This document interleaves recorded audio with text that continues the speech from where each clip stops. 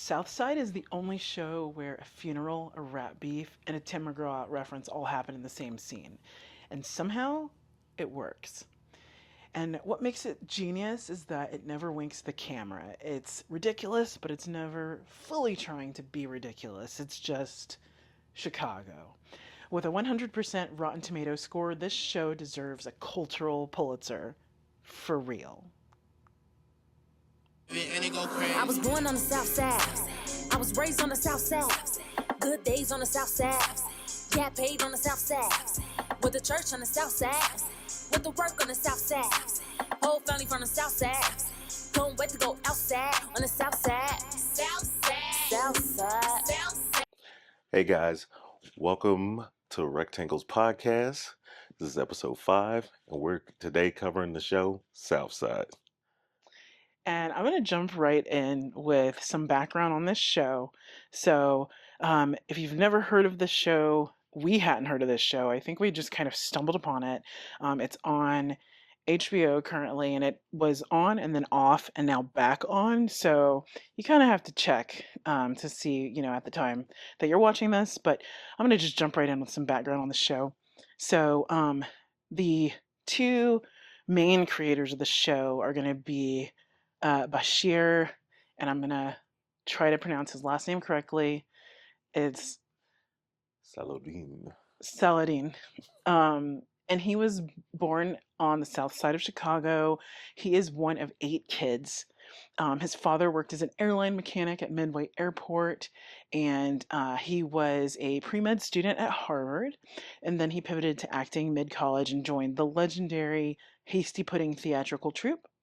And after Harvard, he worked as a paralegal and a PA at Warner Brothers while saving to pursue comedy, basically the embodiment of side hustles don't hurt nobody.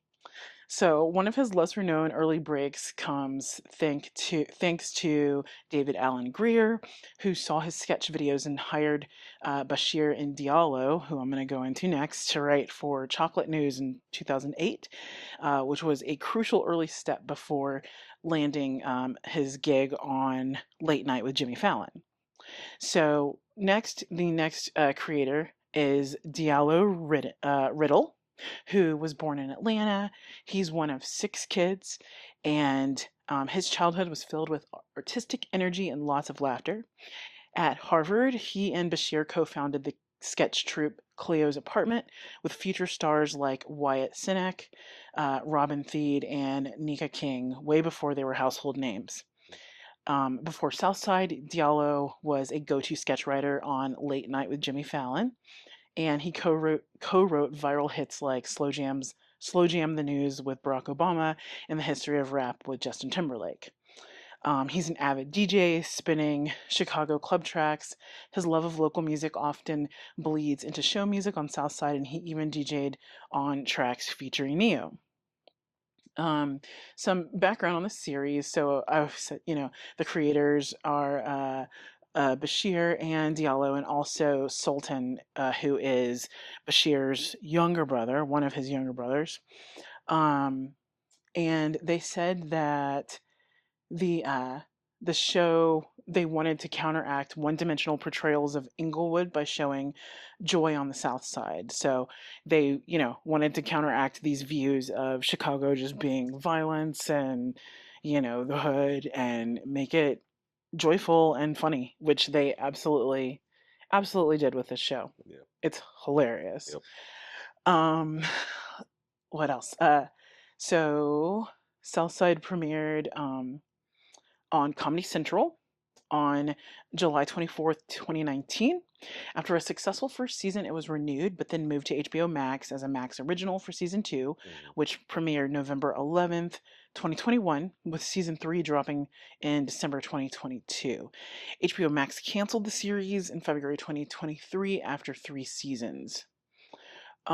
They've said that Coming to America, the idea of a very specific Black neighborhood universe, and The Simpsons shaped the show.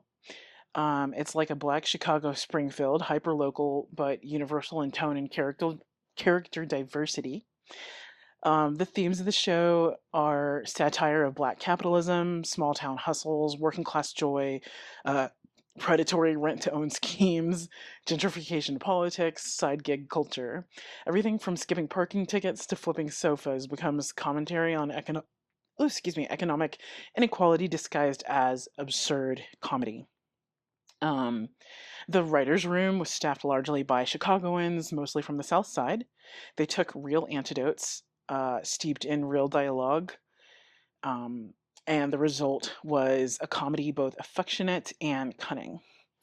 So that is just a little bit of background on the creators and just kind of how the show came together. Yeah, I mean, in a lot of what you said there's a lot of things that stick out to me, specifically like knowing Bashir. I had wrote on like American Dad as well. That definitely shows its way into the show. Diallo also like being a part of shows and like going back and rewinding back to 2008 Chocolate News. I actually do remember that short-lived show. It's really the precursor for Roy Wood Jr.'s show for Mm. the God, it was another black news comedy show on CNN. Uh, oh, Larry Wilmore. Larry Wilmore also had a show with Robin Thede as one of the producers and writers on there, of where they basically did a more black centric version of the Daily Show, Okay. essentially. I believe that was no, actually that was for Comedy Central, if I'm not mistaken. It might not have been for CNN yet, but it's basically this idea that David Allinger had has kind of grown into something that we still actually actively have as a show today. But yeah, I mean, not only to forget also like writers like comedian Langston Kerman, who also appears in multiple episodes on the show, who's also a big writer. He's also has pretty much in the comedy collective with Sam J. Um, all these guys that were also in the show. One of our favorites, Bust Down. Mm-hmm. That was also a very short-lived show during the kind of it's 2019, 2020 COVID streaming era. It seems like it was a lot of black shows that kind of got a lot of green lights that weren't typical comedies, Mm-hmm. typical dramas, even. It seemed like, of course, coinciding with the Black Lives Matter movement. I think there was also just a need for streaming networks and all these studios to kind of Mm-hmm. just be like, hey, let's invest in black Yeah. Grand content. Crew was another Grand one. Crew was another great one out of NBC, where it was a black comedy, but it wasn't a stereotypical black comedy. Mm-hmm. I think the pedigree of Diallo and Bashir being Harvard men, essentially, being Ivy League men, is kind of funny that they have such a great pedigree of uh, doing these comedy troupes and like doing things that you would essentially expect a SNL um, uh, cast member. Mm-hmm. You, really, if you look at a lot of like Dana Carvey, Steve Martin, all these folks, kind of where they are like classically trained. Conan O'Brien is also a Harvard man that's also in comedy as well. National Lampoon guys are born out of Harvard. So it has this great thing for things like that would be considered white comedy, Mm-hmm. right? The Simpsons, mainly most of the writers in the early days, early couple seasons, were all people that actually met around Caltech, Harvard, things like that. But for somebody to be Harvard educated, but then also still stay rooted in the streets and in their neighborhood, to also be aware that there indeed are shows like The Shy, Mm-hmm. which, in that collective, knowing Chicago's a big city, but the actual artist collective is very small. Mm-hmm. Still in that city where I want to say it's Langston has said before on his podcast. My mama told me it's a great podcast. You should check it out. Um, that basically essentially all the Chicago artists of directors, producers, writers are almost essentially in like a big group chat Mhm. with each other. Um, and that's kind of how they put together the show as well. Almost everybody's either related Mhm. or cousins, play cousins, or just generally people they know in their neighborhoods. And some people, when you look them up on IMDb, this is essentially one of their only jobs Mhm. that they've originally had, or you can tell that some people have started on Southside and now have an ongoing career. Yeah. So they've Gone got on a to do lot of other people, things. yeah, they're shot. It was really Yeah. cool. But yeah, I kind of want to really delve into black and white comedy. I'm a big student of comedy growing up, comedy, watching stand-ups, Eddie Murphy, Bernie Mac, Chris Rock, Dave Chappelle, and then also at the same time, I'm watching things like Steve Martin in his earlier roles in stand-up. You have, Dana Carvey, like I've said before, pretty much everybody at the SNL group, Chevy Chase, all these guys, National Lampoon movies. Um, there was always kind of a clear cut sign that comedy essentially does fall along racial lines, at least in America. Mhm. And there's certain rules that I don't think have been necessarily defined. Mhm. It's almost like what did they say? The judge famously said about pornography. There's no actual definition for it. You just know it when you see it. Mhm. And essentially, there is your living single, there's your friends. Mhm. And for those who don't know, if you're watching this right now, living single predates friends. Yes, they stole friends from living single. Look it up. The creator finally admitted it a couple of years ago. But needless to say, it's almost similar to music. Mhm. There was things that were considered race records back in the 50s, 60s, which was essentially music made by black people. Mhm. And then you would have a Elvis Presley or a Beatles or somebody come along, take that Music made by music. black people. Yeah, yeah.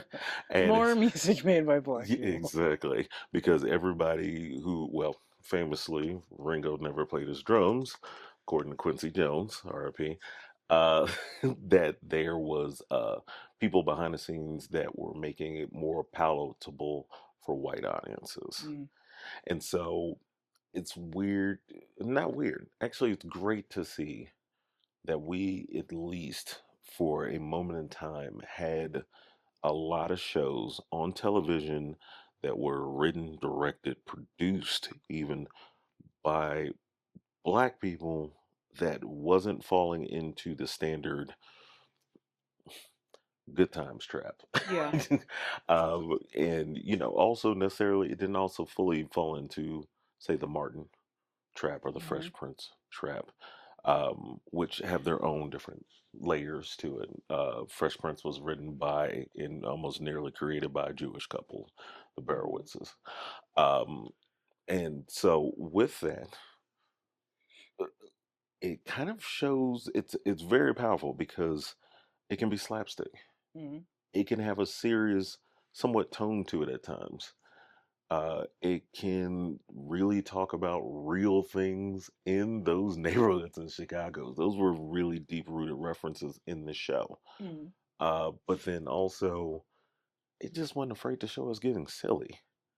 That's like the Very. biggest thing. It's either we're overtly joking, but it's never to the certain point where we can really get really silly. And I think that's kind of the difference usually between white comedy and black comedy. You never really see the black version of Shallow Hal Mhm. or The Water Boy or anything like that that's made a lot of these people rich and famous. We do comedy and it's more Friday.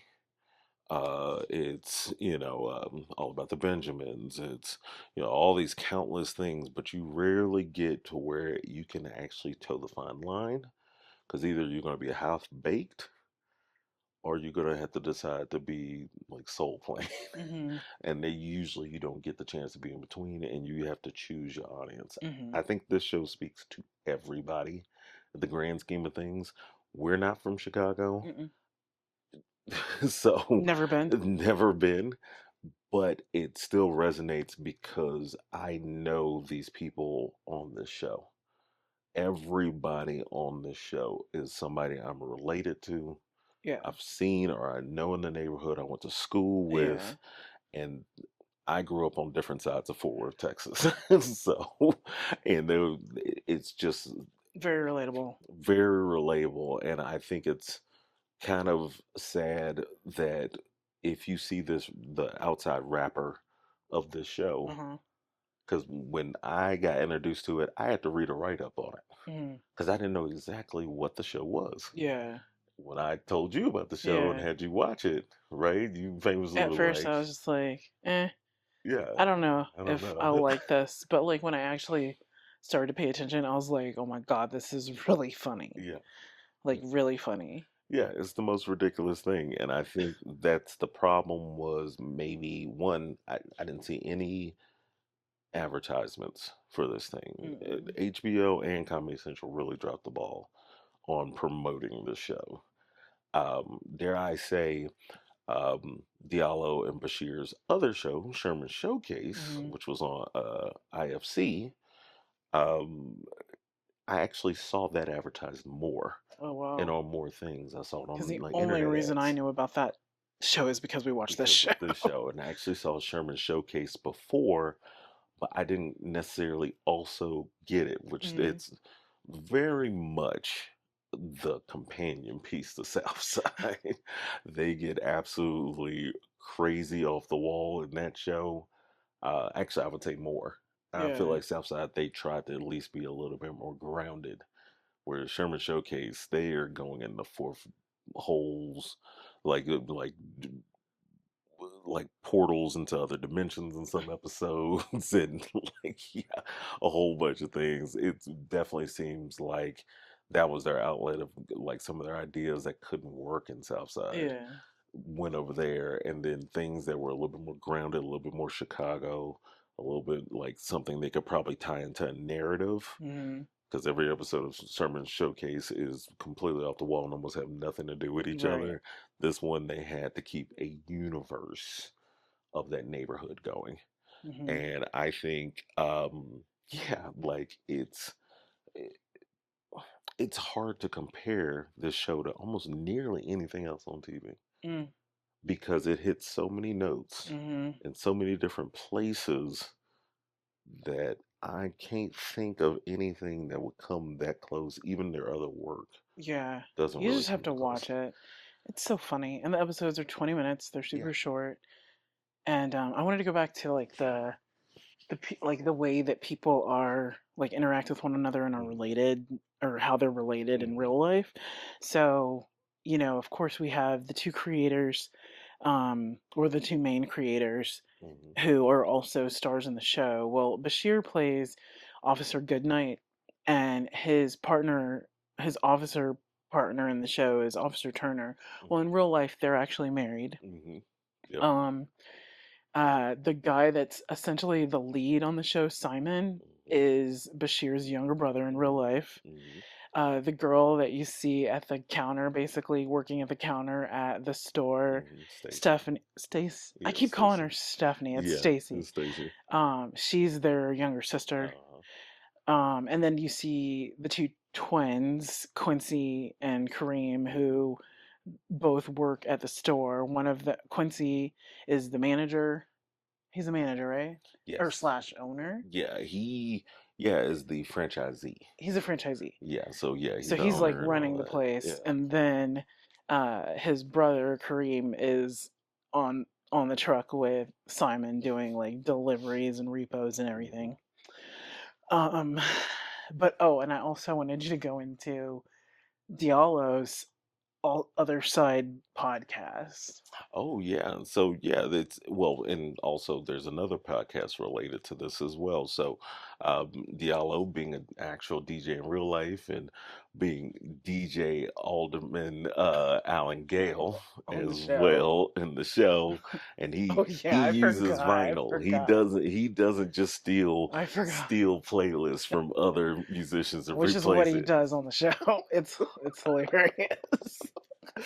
Which shout out to Fake Shore Drive, which is an actual real blog from Chicago.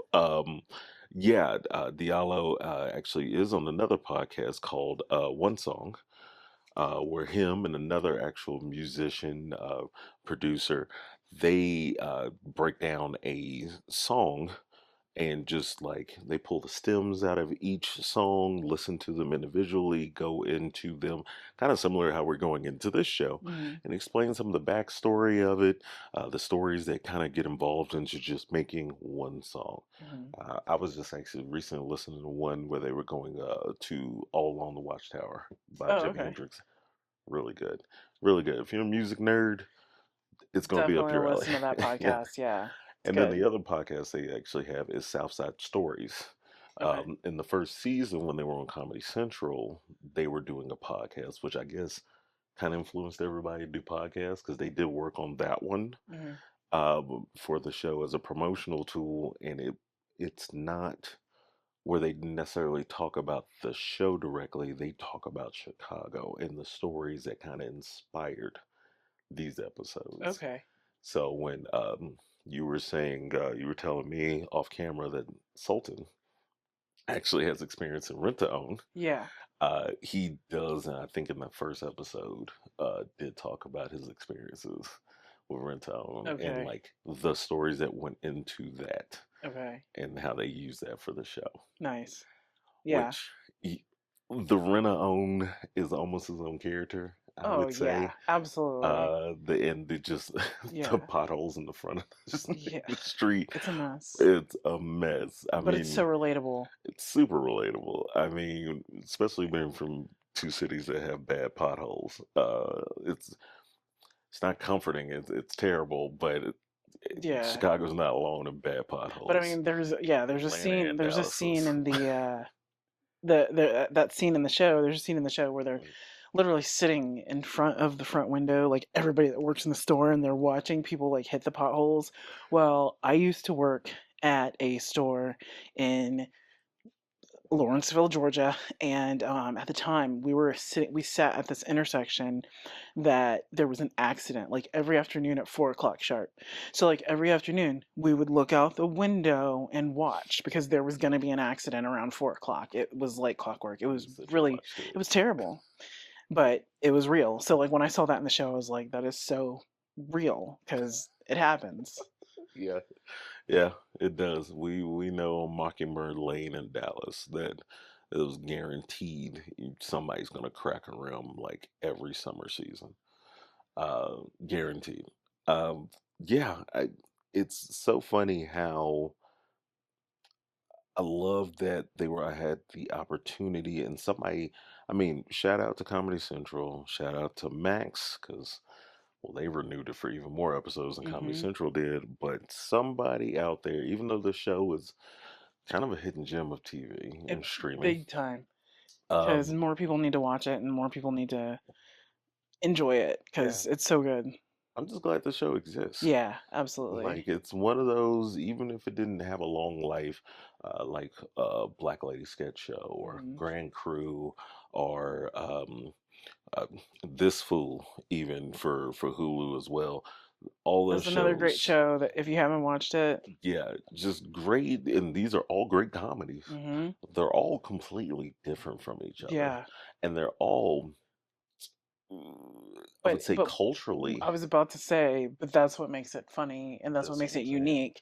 Yeah, Because like this fool is all like about Mexican and Latino yeah. culture, and while we're not from that culture, Mm, we get the jokes. We think it's hilarious because they're basically making fun of the stereotypes and mhm. caricatures of themselves. Yeah. And it's funny because we know as the audience that they're laughing at themselves and that they're acknowledging the parts of the stereotypes that are Mhm. somewhat true. Oh yeah, for sure, for sure. I would say where South Side's a reflection in Black culture of how even through some of the tough times, tough situations, we can always find joy. We can always find laughter in those moments. Mm, Would be the same as like this fool is a hard examination under the surface on mental health mm, while living in these like terrible conditions or bad neighborhoods, and realizing that the mental health is such an important facet mm, on top of the comedy we see. So it's mm. almost like this weird kind of crazy layering when Yeah. you watch some of these shows that they're tackling different things, Mm, but on the surface might be the other show yeah. is And I feel actually deeper like meaning. Yeah. with these like comedy shows, like ultimately when they do hit a serious moment, it makes it like that much more like hitting because it's like ha ha ha, and then it's like, oh, this is real. Like I feel like they soften you up with the laughs, Yeah.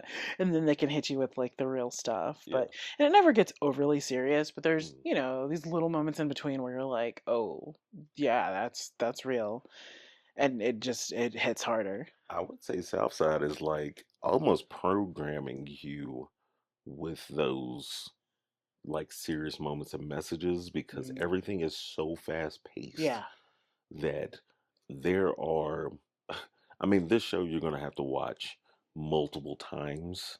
Like I would probably say we've go watched it through it. multiple times. Right. And you're still getting small things in it because there's so many Yeah, jokes I know. Every time we watch it, stacked. it's like I'm still like it's one of those shows where you could watch it multiple times, but every time you're still like glued to the TV because you know that the joke is just like hilarious. I would say it's almost like a silent killer of sorts of joke delivery. Mm, They give you a big joke up front hmm. while you're laughing. And if you're laughing too long and not paying You're attention, gonna miss three other jokes. yeah, you're missing like two to three other jokes. I've noticed that now that I've come almost desensitized to most of it, watching it now for almost nearly a third time. Mm, I'm just now catching the little small jokes mm-hmm. that are in there because something ridiculous just Happened happened. right before, yeah. And on your first watch, you're like, what is going Yeah, on? yeah, They're crazy. And then there's like two or three other jokes that's offhandedly somebody in the background says something. right. And you're like, oh, this is ridiculous. Yeah.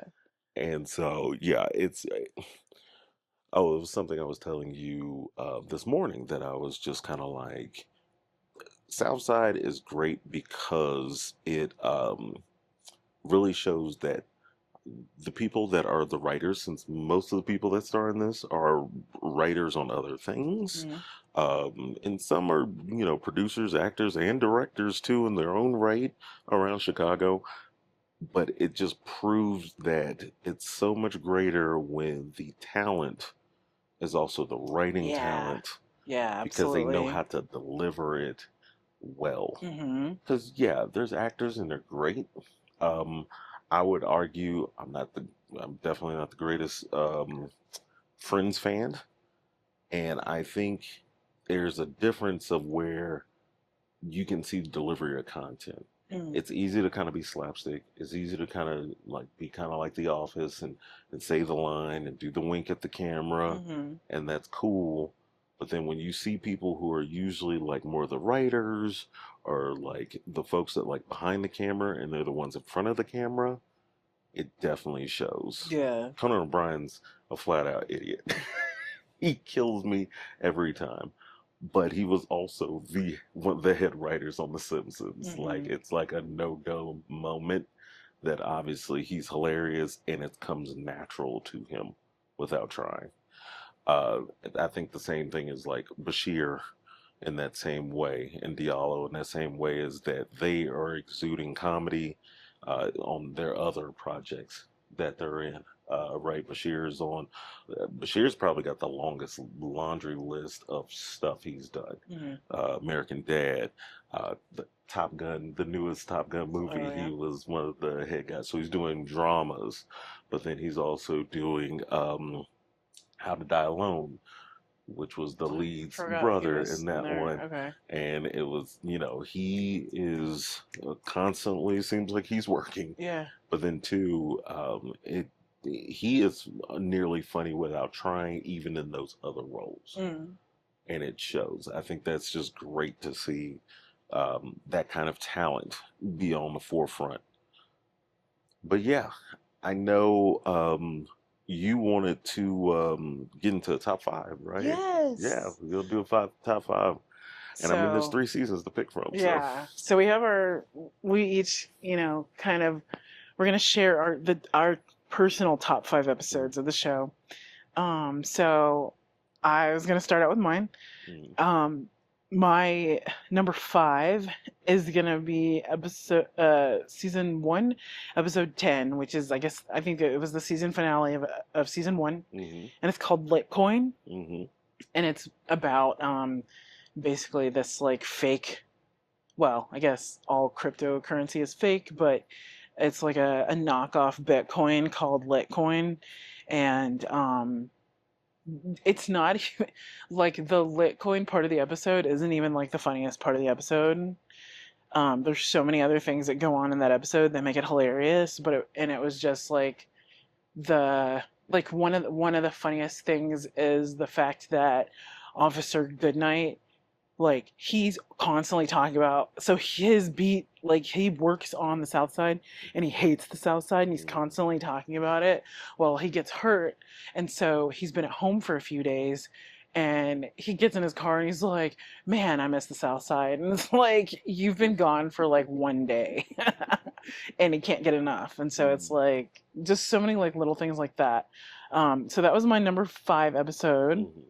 My number four episode is going to be the Chi-Town episode, Yeah. which is also from season one, episode 7. Mhm, And it's Ed Lover is a guest star in this episode, and he has this tournament called Ed Lover's Cold Spades and Hot Wings Championship just tournament. Yeah. tournament. Yeah. It is so stupid, and I'm not going to give away what happens, but the funniest part to me is again with Officer Goodnight, Mhm. because he's just so he might be my favorite The on the sheer is show. a foe. He's like just some of the stuff he says is just like what, but his whole thing was he thought that this was a hot wings like Competition, essentially. competition. Yeah. Yeah, like and so he made these wings. He spent like all day on them. He was so Mhm, proud of them and ready to mhm, go. And he brings his wings and they stop him at the door and they're like, "No, this Ed Lover provides the wings. Like, what are you doing?" And so they won't let him bring his wings in, and he's so upset because he worked so hard. So at the very end of the episode, he's outside mhm, and he like completely like scribbles out the sign and he changes um the Ed Lover's Cold Spades and Hot Wings tournament to um Ed Lover's cold wait I'm gonna get this wrong. Ed Lover's Cold Spades tournament mhm, with hot wings provided by Ed Lover. And mhm. he like took a Sharpie and like changed this huge banner to say that. And they're like, "Are you defacing my banner?" And he's like, "Yes, because this is what it should have said." And it's just Mhm. it's hilarious. So that's my number four. My number three is The Laughter, which is season three, episode 3. And it's basically their version of Batman. Mhm. And I'm not going to give anything away. It's just with what we've told you about this show, you can imagine how ridiculous and stupid and hilarious that gets. Um, episode or number 2 for me is the episode called Treat Yourself. It's Mhm. season 2, episode 1.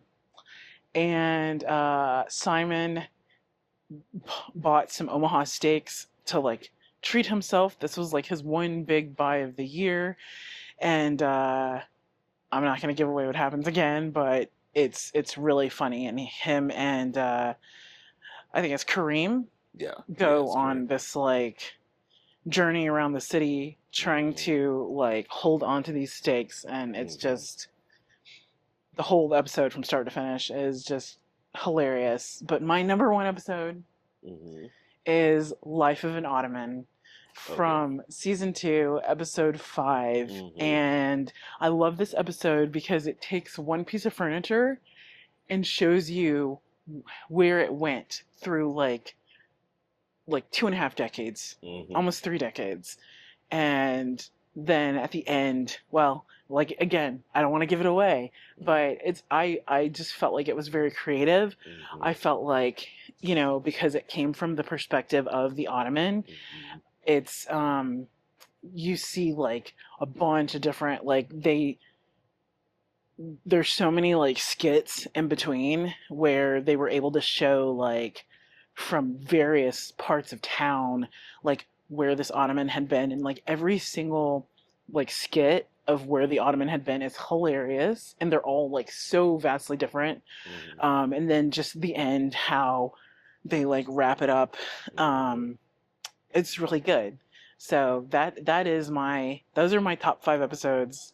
That's yeah. No, that's really good. Now the Ottoman episode is really good, just because I think by that time you get to it, watching it in order, Hmm.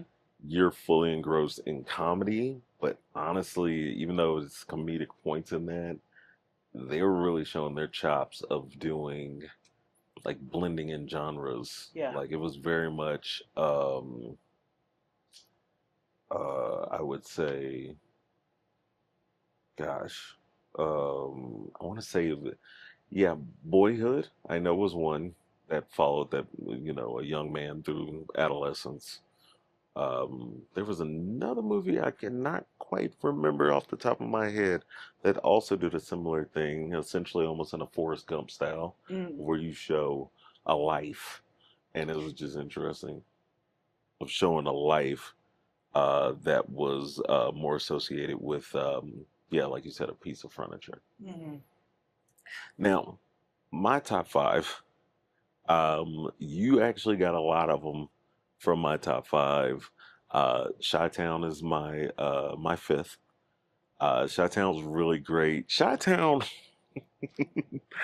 Chi-Town, I feel like with the spades portion of the that episode Mhm. was almost directly talking to um, Black childhood trauma. Mm. Because if you notice, most of the older characters are the most ones that are doing all the trash talking. Yeah. Yeah. Yeah. Yeah. And pretty much everybody in our generation, all the millennials, are pretty much having a hard time with all the boomers, basically just feeling like spades is the one area they can say whatever they want, Yeah. as no But they matter also how horribly they gatekeep are. and don't like. I never learned how to play personally. I literally learned how to play for a nap. Nobody, that's I feel like it's a very gate kept. it's very gatekeeping. It's almost the equivalency of stay out of grown folks' business. Hmm. Right. We especially coming from Texas and some country folks, there's a little game called Tonk, which is a variation of hearts and spades. Never got taught that. It was just you just had to learn, or you had to be there, or you just had to figure it out Right. with something that was nearly almost not even written down. Or you're expected to automatically know. You expected to know it through osmosis. Right. Because from what I understand, according to my parents, nobody was going to teach them how to play spades, neither from my grandparents. So it's just been an ever evolving thing. Um, the election is my fourth episode. The election. Now, to preface, all of my episodes are in the first two seasons. Okay. I particularly did not. I wouldn't say I didn't care for the third season, but the third season felt like cutting room floor material. It was almost like I don't know exactly what the full story is of the cancellation, but they were definitely moving like Oh, the full they story may of the already knew that. cancellation was the Viacom merger. That makes a lot of sense Yeah. actually. But with the Viacom merger though, uh, would that have affected the third season though? I Because don't they were know. already on Max No, by that with time. Max, yeah. It was about Max. Did I know that they merged with Vi? Are you sure it was Viacom? Yeah. Because with Viacom, that would be MTV, Paramount. I felt like that would have been more of. Oh no, it was Warner Brothers. Warner Brothers with HBO and uh, God, what's their name? That also owned was it TLC, the Magnolia Network, all those things. Discovery. It was Discovery. Yeah, with the Discovery. So yeah, that does kind of make some sense that they made room for a lot of reality shows and whatnot for Max. But it definitely felt like they had a possibly a heads up of sorts, Hmm. just because it seems like it felt like they were like, well, we got one more season, let's do wherever we want. And it's it was cool in concept because they definitely took a lot of big swings, but I kind of preferred it when they kept it tight, Hmm. like the first two seasons. Um, so with that, like the election, which is season two, episode three, basically it is a Diallo episode. Hmm. Where him as the alderman, he's running for alderman against Langston Kerman, who plays Adam Bethune.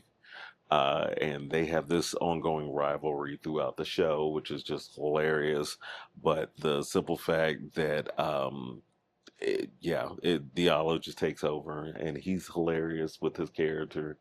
And I think it actually, one thing in this show, if you really aren't from Chicago or not really familiar with Chicago, the concept of aldermans is not very common.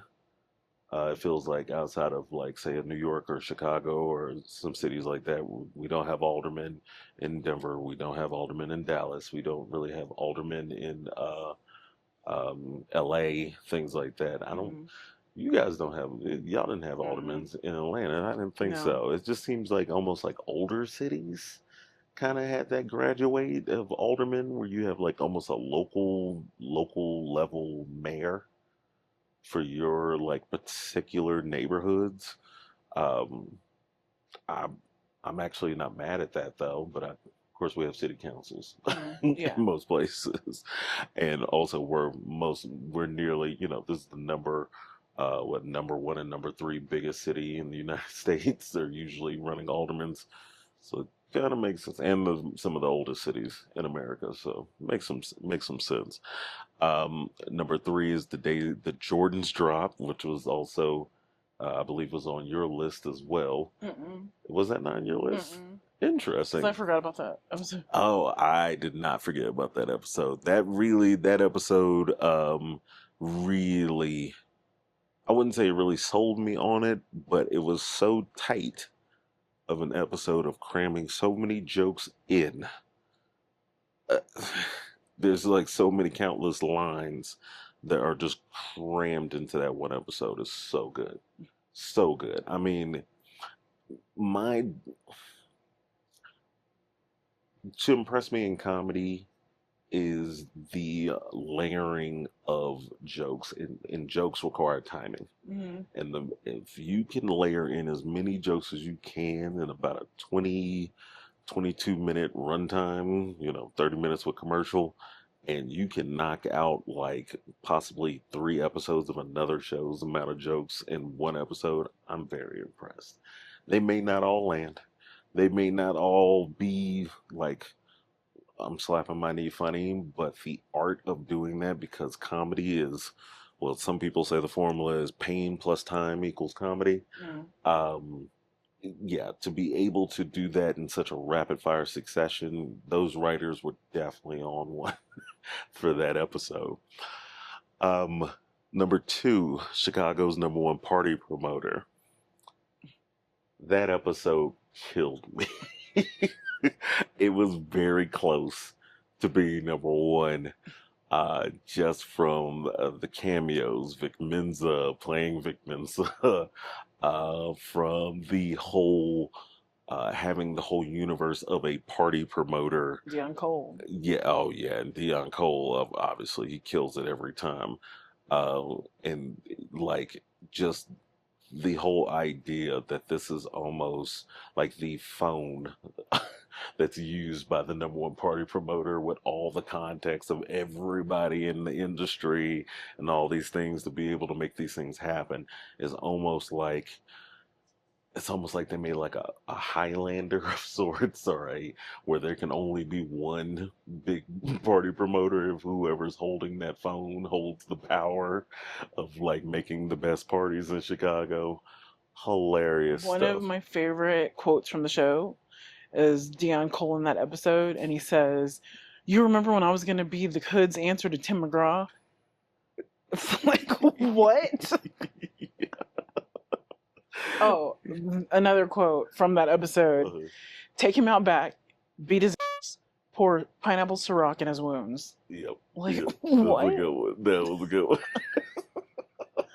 That was a good one.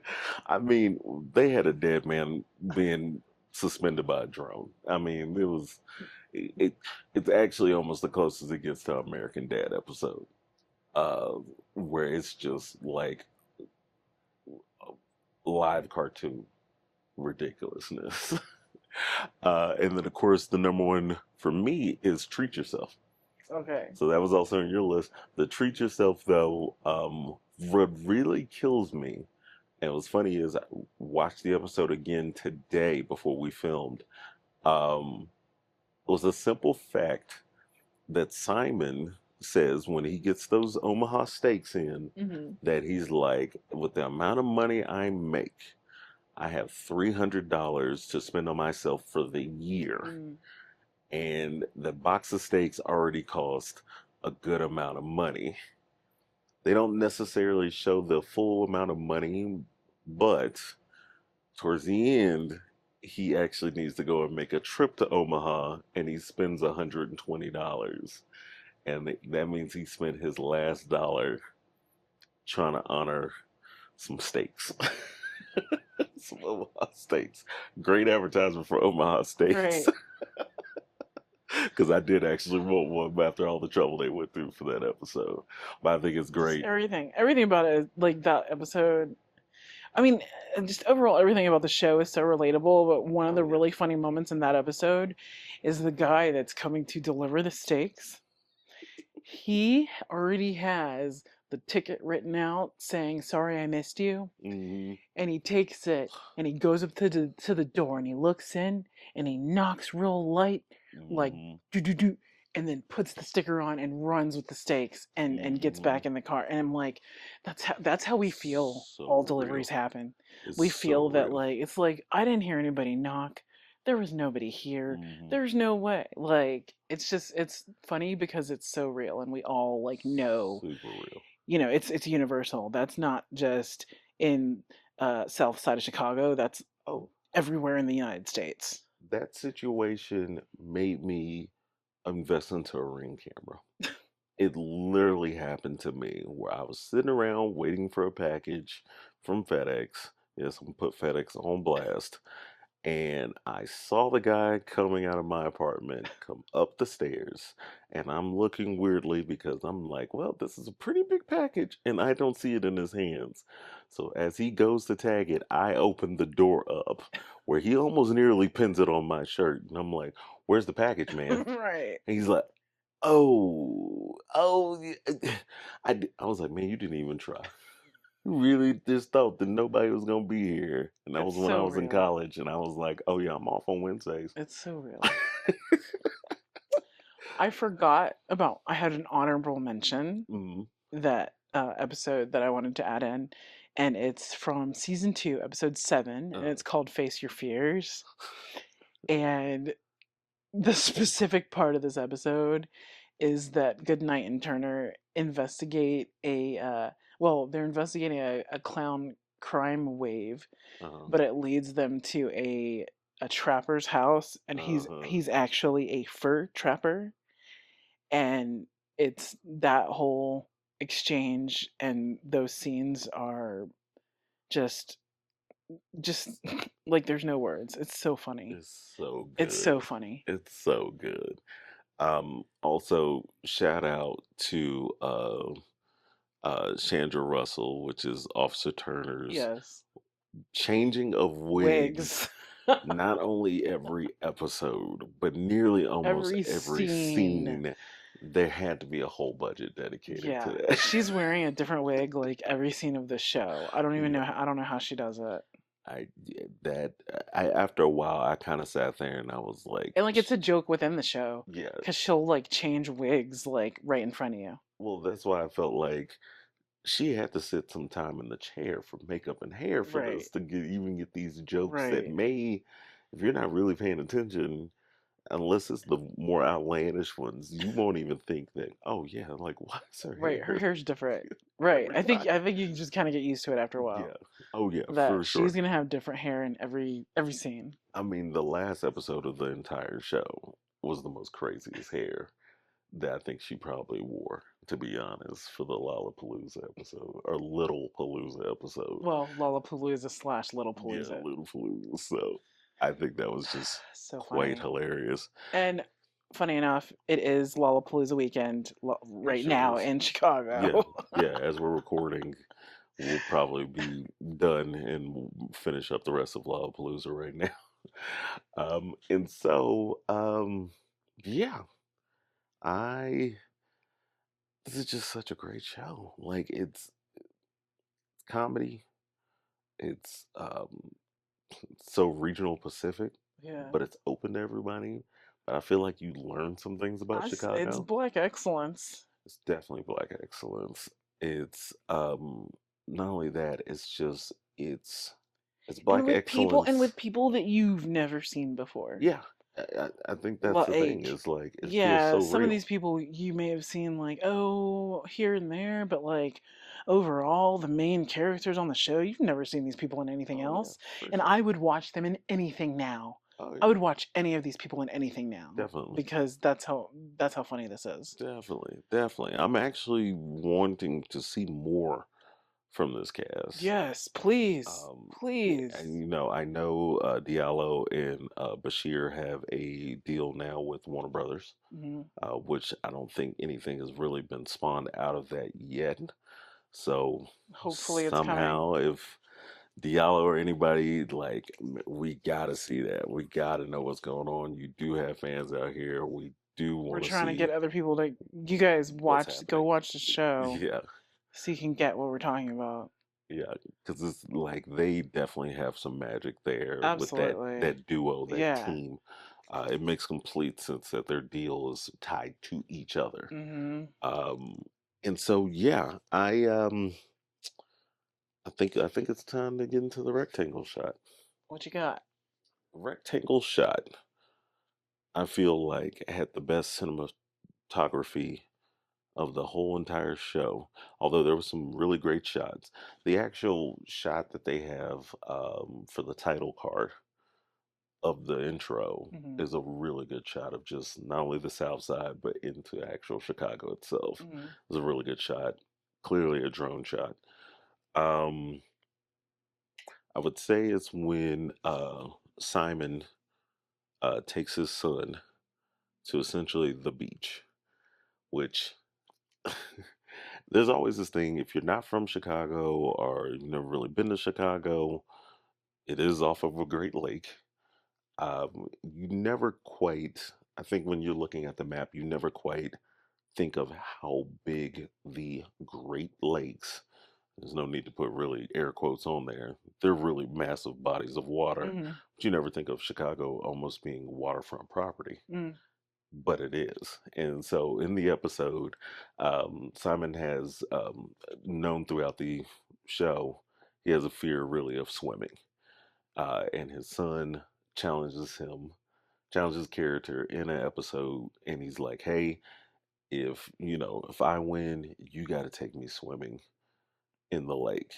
And it's just a really great shot of like him and his son, father and son, at the lake, which is just like a beach.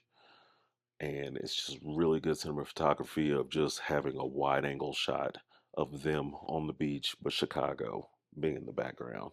And it's just such a weird juxtaposition in my mind Mm, of nearly seeing like a beach that could almost be LA, mm. but then it's clearly Chicago buildings in the background. I thought that was just so cool. So yeah, that's definitely my rectangle shot for the show in a nutshell. Now, there's other crazy ones like clowns and other things like that. People getting cussed out over mouth sauce at Harold's, Yes. all those things. But that is definitely like where I was like, okay, whoever shot this was in their bag that day. This looks really good. And I haven't added this in at all this episode, but Mhm. please go like, subscribe, comment, rate, review, all of it. We're not only here, we're also on Instagram. You can catch the audio version on all streaming platforms, and definitely Apple Podcasts, Mhm. Spotify, wherever you listen to podcasts. Please go ahead and follow us there, subscribe so you can be notified of when we release new episodes. Yeah. And speaking of new episodes, Hmm. um, We got a couple that we're planning out right now. yeah, The next episode that we're looking at is going to be, Perry Mason. yep, Perry Mason, which is also unfortunately a discontinued show. Yeah, it was Got just one canceled. season. Well, actually, it was two. Oh, Yeah, that's it was right. two. Yeah, yeah, That's yeah, it right. was That's two. right. It was two It was two seasons. seasons, but there was a And good sized gap between them. So I don't know. I feel like it was slept on. very But much. if you go back and you binge them, first of all, you're going to be like, wow, this show is really good. Second of all, you're going to be like, why'd they cancel it? Yeah. It was yeah, it's such a really good show, Mm, and I can't wait to actually dig into it. There's some things. Robert Downey Jr. was the producer. There's a lot of things we'll get into about the making of the show, and just it being almost a historical timepiece hmm. now. But yeah, It's good stuff. that's all I got this week. All right. So, episode 5. Thank you guys for tuning in. And please share this episode. Yeah, Let us know what you think about it. Every single like, every single follow, subscription, whatever yeah, it is, it all counts and it all helps us to get discovered by more people so we can continue to make this content. yeah. Talk to us in the comments, by the way, as well, and drop a review on Apple Podcasts Yes. and Spotify as well. Let us know what you think. Let us know what doesn't work. Let us know what works for you. All these things just helps out the show. Yeah, it definitely matters and we want to hear it. All right. We'll Well, see you guys next time. bye guys. Bye.